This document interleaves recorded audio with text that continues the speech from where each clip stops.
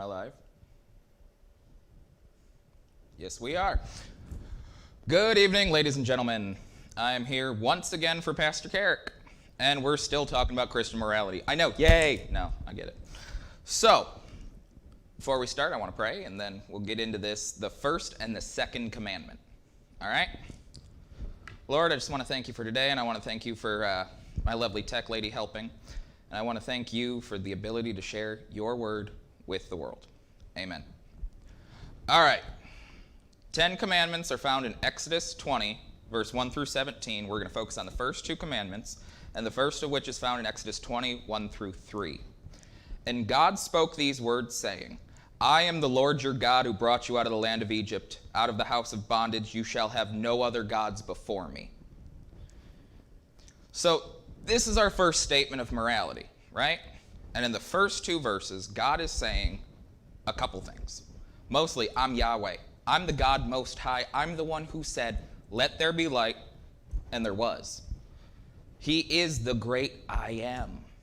He's saying, I'm the one and only God, and you shall have no other gods before me. Now, when he says, I'm the only God, he's introducing to the world at the time a very interesting ideal. Now, there were a few beforehand, but the Jewish God and the Christian God, same God, ironically were the first monotheistic cultures, meaning they had one God. Most people were polytheists. You know, we've heard about the mythology of the Greek gods. There were multiples. They were all given their own little assignments. Well, when God says, I'm the one and only God, he's introducing a whole earth-shaking change to, I control everything, the storms, the weather, the way you feel, the way you are, I created you.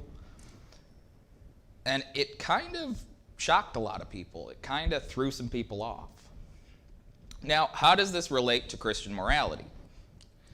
Well, Christian morality in its essence is a derivative of ethical monotheism.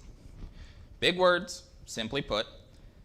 There is one God, monotheism, and he alone is the moral absolute, the ethics or the morality of it all. Now, this is a Judeo-Christian value, and ironically, this is the Judeo-Christian value that seems to be where America really got its start. The Founding Fathers used this ideal when they wrote the Constitution, the Declaration. We are endowed by our Creator with certain unalienable rights. Notice they did not say creators, because even back then there weren't many polytheists left. To be free is not to be lawless, but to be willfully subjected to a personal moral code founded upon infallible truths, founded upon an ideal that is non-changing, written in stone, if you will, the 10 Commandments up Sinai. God wanted this first statement to be the opening punch to the fight, right? He wanted to be the end-all, be-all. This is the first statement. He is God. Now, when he says he is God, he is setting up a precedent for his authority. Now, anybody who did debate in high school or whatever, I did, it is never good for one to argue from a point of authority. So when we're evangelizing and I hold up my Bible and I say, you know why this is true? Because it says it is. Terrible argument right off the bat. Because that I have to operate on the understanding that you respect the authority that I say is innate to a book. And you might not agree. And that's just the way it is. But God can argue from authority because he is God incarnate. He can do what he pleases. And this is the same way he set precedent when Moses was to go to Pharaoh. Exodus 3, verse 14, and God said to Moses, I am who I am. And he said, thus you shall say to the children of Israel, I am has sent you. When he says I am, he is saying he has existed in a state of eternal and everlasting being, never changing, never wavering. Jesus then used this exact same precedent in John 8:58. Jesus said to them, most assuredly I say to you, before Abraham was, I am. He's not using a past tense. He's not using a future tense. He's using a current tense because he has always been there. In John, we see in the Word was with God, and the Word was God, right? So what makes this so important? If no set of moral ideas were truer or better than any other, there would be no sense in preferring civilized morality to savage morality, nor Christian morality to Nazi morality. C.S. Lewis. Kind of rough. Christian ideals are true because there is one God, because there is an never moving set of standards. The goalposts don't move. They were written in stone. Now, God is a singularity, and he fulfills this role in our moral code. If there is one God, and he is the Father of creation and all of the created, then there is only one human race. Now, if we all share a Father, that makes us brothers and sisters, right? So if all the created share one creator in their created state, then they have to be of one creation, right?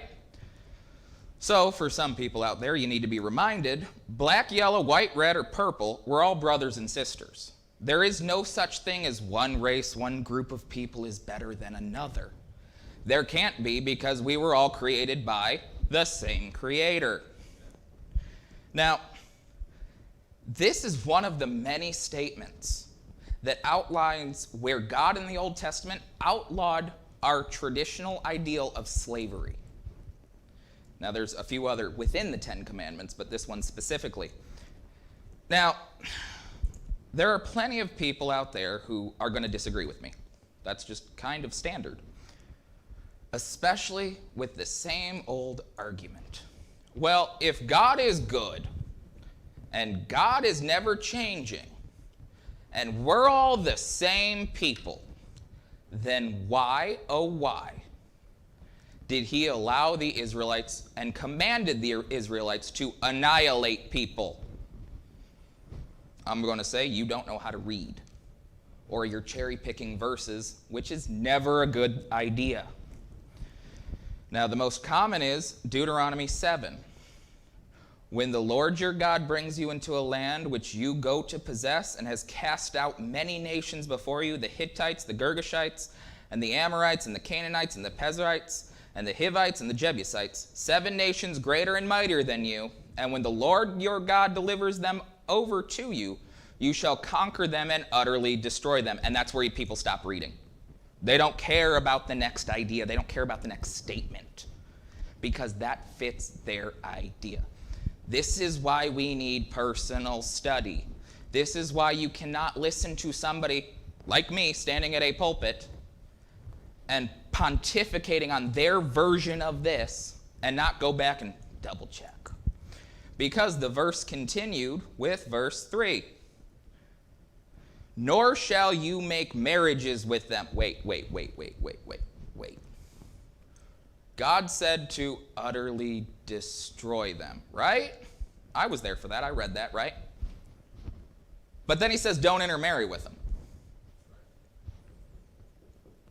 That logic doesn't quite add up to your argument, because if they were destroyed, then they're not there to marry with. Because the Old Testament is full of hyperbole. Just like when you're watching a sports game. Oh man, they annihilated them. Was the other team still standing at the end? Yeah, maybe there were some injuries, but nobody was dead. It's hyperbole. Stop putting context where there is no context, and read the context that is there, because it's usually helpful. And just to finish the verse, nor shall you make marriages with them. You shall not give them your daughter to their son, nor take their daughter for your son. For they will, and of course my iPad decided to get in my way. For they will turn your sons away from following me to serve other gods. So the anger of the Lord will be aroused against you and destroy you suddenly. The Old Testament's full of that a lot. Where Israel goes, oh look, something shiny, and God's like, ugh. And then Israel gets taken over, conquered, whatever. Then he sends a judge or somebody else to go, God's this way. And then they follow and things get good, and it's a repeating, never-ending cycle. Kind of annoying, but it happens. It happens in our own lives. I can't tell you how many people return to the same pattern for no other reason than they're used to it. And that ain't right. We're supposed to change. We're supposed to move forward every time. Now, some might argue that this is wrong. For God to even say, well, go attack those people. But what they were doing was wronger. Yes, I know what I said. What they were doing was wronger. For example, the Canaanites. And Frank Turk does an excellent explanation. He's a Christian apologist. And you can YouTube him any day of the week. I recommend it. He shows up and he explains that the Canaanites had a nasty habit of sacrificing infants to their molten god by heating this metal statue up with its arms open wide for a baby and then setting the baby in and listening to it fry alive. So before you start judging, well, God can't be moral. He's the moral arbiter of the universe. Trust him when he makes a decision. He's been doing it a lot longer than any of us have. And I'm pretty sure he'll be doing it after I'm gone and you're gone. So, now, we share one Father. There's no doubt that he takes pleasure, as any father would, in his children behaving well, in watching his children play together, have fun together, enjoy their lives together. But just as any father would be, he's also sickened when we fight and quarrel amongst ourselves. Whether it be, my opinion is so much better than your opinion, or your opinion is so much better than my opinion, but I'm going to argue anyway. Stop arguing. There's no point. Just understand that there are subjective opinions, and then there is an objective morality, and that objective morality is what God says. There's no moving that. He wrote it in stone. Yes, I realize I'm playing on that joke a little too much. So, what does God want us to do towards each other? And this is when we get into everybody's favorite, the golden rule. I went to a secular school, and I still saw it posted on the wall. So it's kind of spread out and pretty similar. It's given in Matthew 7:12. Therefore, whatever you want men to do to you, do also to them, for this is the law and the prophets. Now, this is Jesus talking, of course, so we should be listening. It's one of those letters in red, which is highlighted for a reason. But a lot of people can bend the golden rule, do unto others as you would have them do unto you.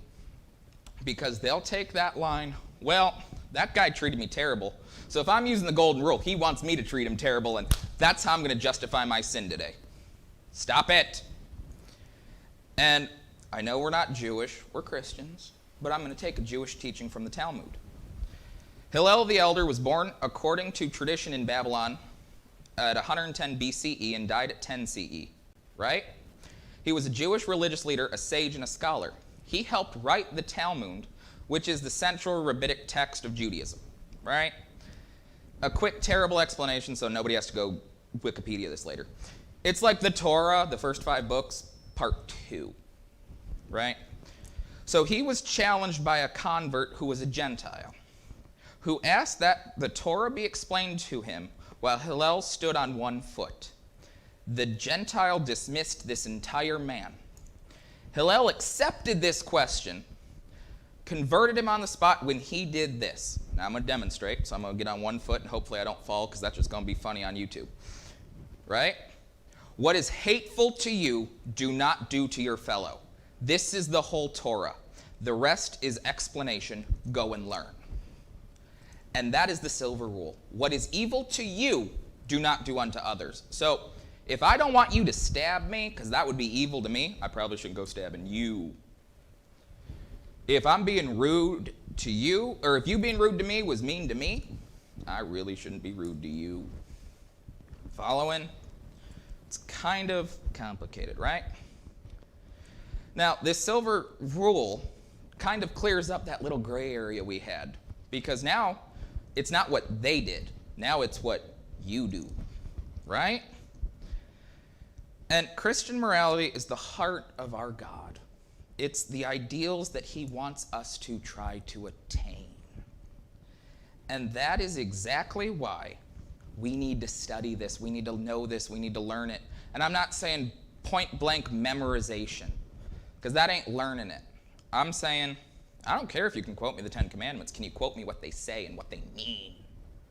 I don't care about word for word. Don't matter. Now, I was just going to do the first commandment and the second commandment separately, but that ain't really going to work because they go hand in hand. They're parallel to each other. So the second commandment is found in Exodus 20, verse 4 through 6. You shall not make for yourself a carved image, any likeness of anything that is in heaven above, or is in the earth beneath, or that is in the water under the earth. You shall not bow to them nor serve them. For I, the Lord your God, am a jealous God, visiting the iniquity of the fathers upon the children to the third and the fourth generations of those who hate me, but showing mercy to thousands, to those who love me and keep my commandments. All right, I have a little demonstration. Some of you will find funny. This is my idol. His name is Jim. Can everybody see Jim? I hope so. This is Jim, right? Right? No more Jim. No idols. It can't be clearer. It says what it means, and it means what it says, and it says what it means. Got it? Now, what is an idol? Well, back when this was all written, all of these polytheists, they were making little statues out of wood and covering them in gold and worshiping them because, well, that's the god of fertility, and I want to have a baby, and that's the god of harvest, and I want to have a good harvest. And remember what we talked about polytheists? It doesn't really work that way. No. So idols are not just false deity. They aren't. It's anything that can come between you and God or in your heart can come before God. Excuse me. Money, power, race, flag, love. The list goes on, but these are my main points. I'm as patriotic as the next guy, and a lot of people who know me who are watching this know that on the 4th of July I'll hang American flags on my car and I'll be wearing nothing but American flags, and that's how I am. But the Marine Corps, what we consider to be the most indoctrinated corps of our military with nothing but patriotic blood and spirit, it's still God, country, and corps. Notice God comes first. And yeah, I wouldn't consider our military a church, but notice they still put God first. Declaration, we are endowed by our Creator with certain inalienable rights. We always put God first, even in the secular side of things. Look at the back of a $1 bill. I don't have one for demonstration because I don't carry cash. In God we trust. God has to come first. Now, idols are an inhibitor of morality, but how? It removes God's sole stance as the arbiter of the universe, as the moral good versus the moral evil. It kind of stops the flow of the electricity going through, right? Because at its very core, it's the rejection of God and the worship of ourselves. And a lot of us will put ourselves before God any day of the week. I've done it. I've cared more about what I was going to wear to church than the fact I was going. But the point is we can't let anything come between us and our God. Remember, He's the God who said, "Let there be light," and there was. And if somebody came up to me and could say, "Let there be light," and out of nowhere there was a flaming ball in the sky, I might kind of listen to that guy. Maybe I'm wrong. Now, how can we worship ourselves through the worship of something else? Well, it's simple. My money is mine. I won't tithe from the job that God blessed me with because I was in church praying and praising and dancing and singing because I got that job and I got that raise, but God can't touch a dime. That doesn't seem to make sense. Because if God gave it to you, then the only reason you have it is Him. So doesn't He deserve what's His? Or maybe He'll come back and take it back. Just saying. My job won't allow time for me to sit and listen to an old man at a pulpit ramble on. Your job and your livelihood are nothing without God. Hebrews 10:25, and let us not neglect our meeting together. And some people do, but encourage one another, especially now that the day of His return is drawing nearer. Church is important. And I get it, we're under COVID, and some of you want to wear masks, some of you have medical conditions, you can't, some of you just point blank don't want to. I don't care. Are you watching live streams? Are you still giving your tithes away? Or did you figure because you weren't showing up on Sunday, you don't need to hand those over? that, oh, God's going to forgive that lack. I think this is the time we should be tithing more than usual to keep our holy institutions alive. Now, I'm not saying go make yourself broke, but a tithe's a tithe, 10% by definition. Another one. My significant other hates my church, so I don't go. Huh. Well, if you're dating, I'd say it's time to look in the other direction. Or show them how significant church is in your life. If you're married, show your spouse how important church is in your life. God will always matter more. There's not one thing on this list you could name, not one, that's going to trump God in any way, shape, or form. Because none of it exists without him. You know, when I'm talking to somebody and I'm trying to lead them to Christ, I say the devil wants your soul, because that's true. But what does God want? Well, he wants everything you are, everything you were, and everything you will be. He wants everything you had, everything you have, and everything you will have. Which sounds like the most unreasonable deal in the universe. Until you realize he's the creator. Until you realize he owned it all when he started this project. Until you realize that that tree that you're so proud of that you prune every day in your front yard only grows because he allows it. And it's not until you realize that the only reason you are alive is because he allows you to take your next breath that you can fully comprehend who God is and what he says. Because God